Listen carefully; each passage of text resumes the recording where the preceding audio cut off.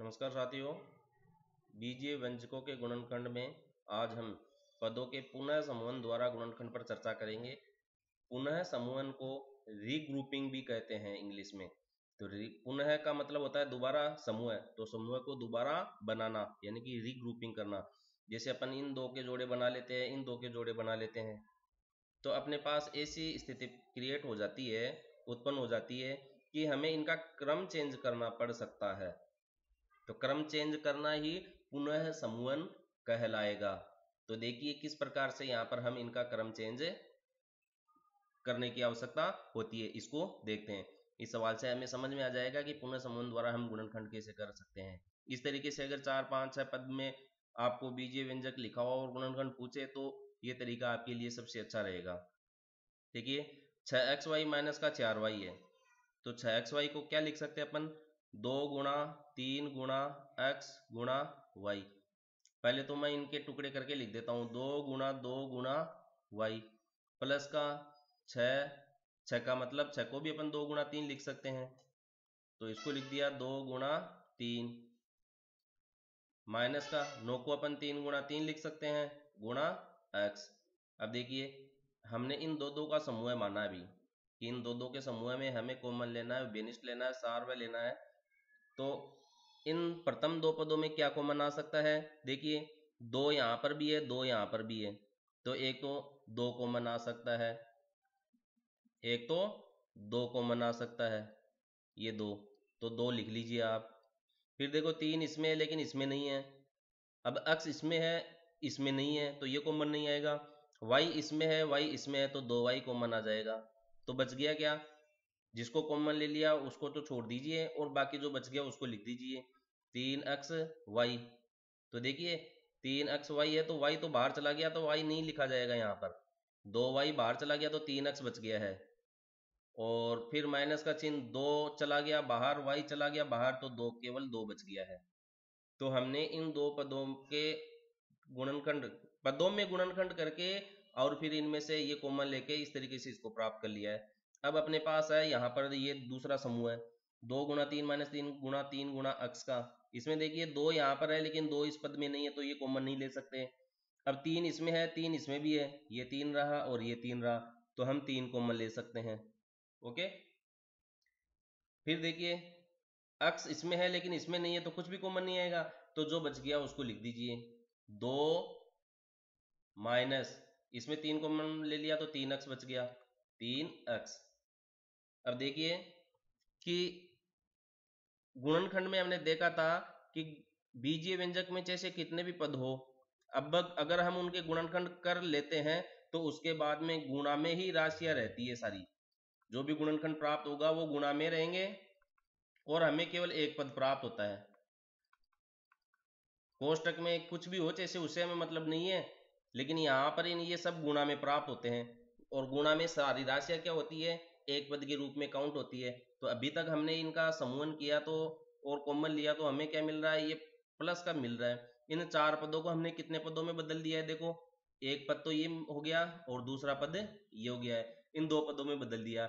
अब इन 2 पदों का भी हमें एक पद बनाना है, अब वो देखो कैसे करेंगे, वो भी हम कॉमन लेके ही करेंगे। अब इसमें देखो 3x माइनस 2 है, लेकिन यहाँ पर क्या है 2 माइनस 3x है, लेकिन नजर देखो, थोड़ा सा देखो, 3x प्लस का है, 3x माइनस का है, 2 प्लस का है, 2 माइनस का है। यदि इन दोनों में से किसी एक में देखिए 3x माइनस 2 और 2 माइनस 3x, यदि हम किसी एक भी कोष्टक में से ऋणात्मक चिन्ह को कॉमन ले लेते हैं तो हमको जो ये 2 कोष्टक है उनमें समान राशियां प्राप्त हो सकती है।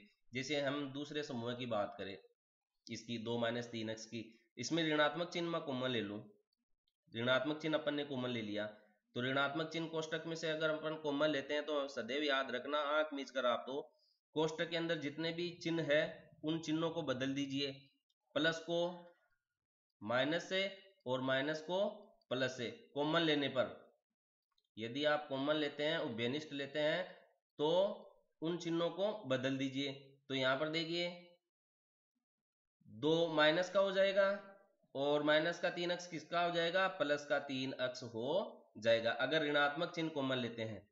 अब ऋणात्मक चिन्ह कॉमन ले लिया, यहाँ पर ऋणात्मक चिन्ह का मतलब है -1 कॉमन लिया अपन ने, तो उसको अपन यहाँ लिख देते हैं 3 गुणा -1 और 3x -2 हो गया।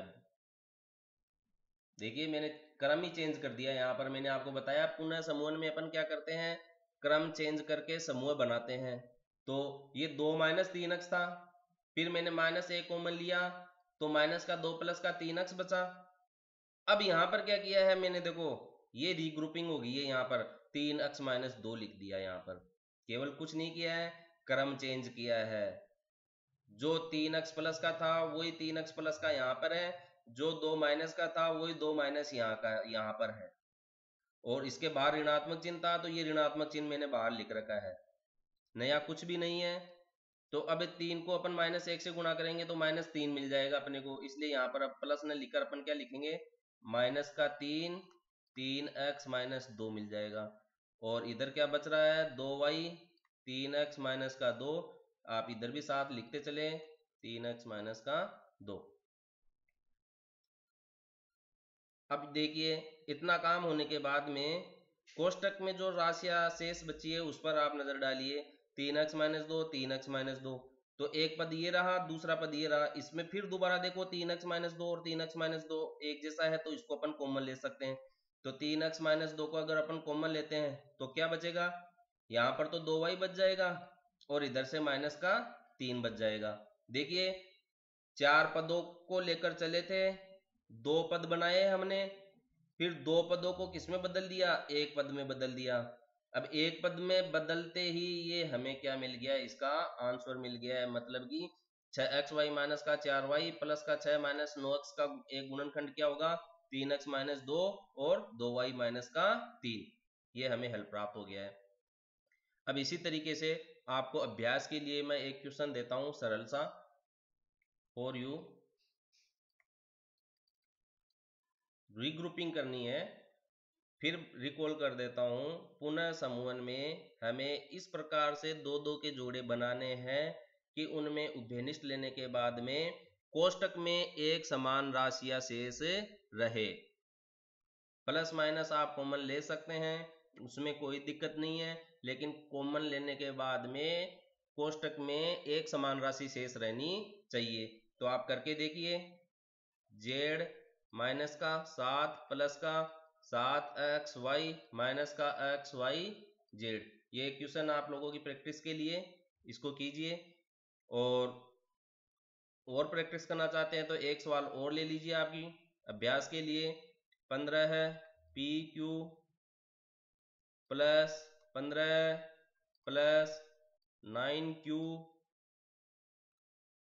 Plus 25P। अब आपको इनमें बस क्रम चेंज करना है, क्रम चेंज करना पुनः समूहन होता है, 2-2 के जोड़े बनाना है, कोष्टक में राशियां समान शेष रहनी चाहिए। कोष्टक में समान राशि शेष रहने पर जो प्राप्त हो जाता है, कोष्टक में समान राशि शेष समान राशि समान प्राप्त हो जाती है, तो हमें कोष्टक वाली राशि को भी कॉमन ले लेना है।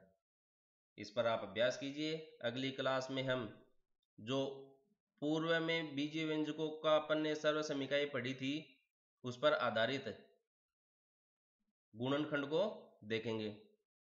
धन्यवाद।